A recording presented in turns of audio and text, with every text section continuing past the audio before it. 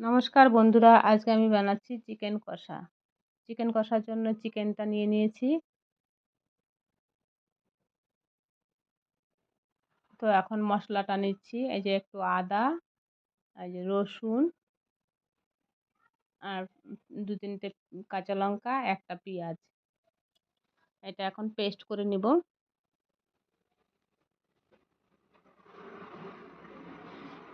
তো পেস্টটা আমার হয়ে গেছে। এই যে পেস্ট হয়ে গেছে। পেস্টটা আমি চিকেনের মধ্যে দিয়ে দিচ্ছি।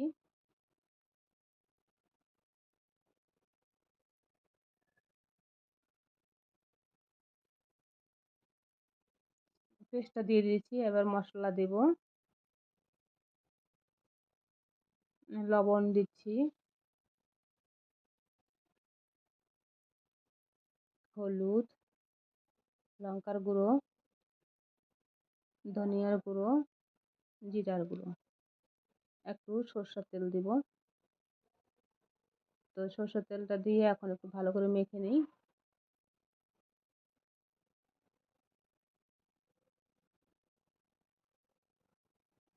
ভালো করে এটাকে মেখে নিব, রেস্টুরেন্টের মতো বানাবো।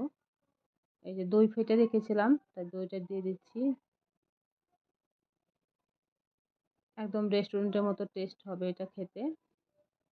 যেমন রেস্টুরেন্টে খেলে যেমন টেস্ট হয় তেমনই টেস্ট, আর ঘরেরটা বেশি টেস্ট হয়। ভালো করে এটাকে ভালো করে মাখতে হবে। ভালো করে মেখে এটাকে এখন আমি ঢাকা দিয়ে রাখবো 15 মিনিট। এই যে কড়াইতে আমি তেজপাতা দিয়ে দিয়েছি একটা, দুটো এলাচ, দুটো লং দিয়ে এখন আমি পেঁয়াজ দিব, একটা পেঁয়াজ এখানে। তো এই পেঁয়াজটা ভালো করে ভেজে নিচ্ছি। ভেজে নেওয়ার পরে আমি চিকেনটা ঢালবো। চিকেনটা হয়ে গেছে 15 মিনিট। তো আগেই আমি মেখে ঢেকে রেখেছিলাম 15 মিনিটের জন্য।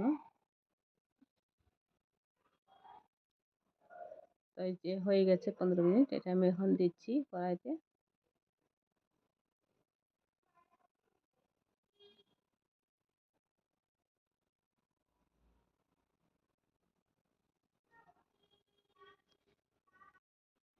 এটাকে এখন ভালো করে নাড়াচাড়া করে ভালো করে মিলিয়ে নিব। ভালো করে এটাকে মিলিয়ে নিব, নাড়াচাড়া করে তারপর ঢেকে দিব এটাকে 10 মিনিটের জন্য। তো একবার বন্ধুরা রান্না করে খেয়ে দেখবেন, এটা খুবই ইজি রান্না। এই যে ঢেকে দিলাম।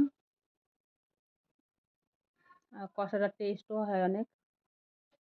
বারবার খুলে একবার দুবার করে নেড়ে দিবেন, নাহলে পরে নিচে লেগে যাবে। তো একবার বানিয়ে খেয়ে দেখবেন, এটা টেস্ট হয়, অনেক টেস্ট হয়। এই যে আমি নেড়ে দিলাম। 10 মিনিট হয়ে গেছে। টমেটো দিয়ে দিলাম। আর তো টমেটোটা 10 মিনিট পরেই দিলাম আমি। গরম জল আমি বসিয়েছিলাম পাশে, তো গরম জল একটু ঢেলে দিলাম। এই যে চিকেন মশলা দিলাম অল্প। তো এখন আমি ঢাকা দেব 5 মিনিটের জন্য। এই 5 মিনিট হয়ে গেছে। চিকেনটাও হয়ে গেছে। আপনারাও রান্না করে একবার খেয়ে দেখবেন আর কমেন্ট করে জানাবেন।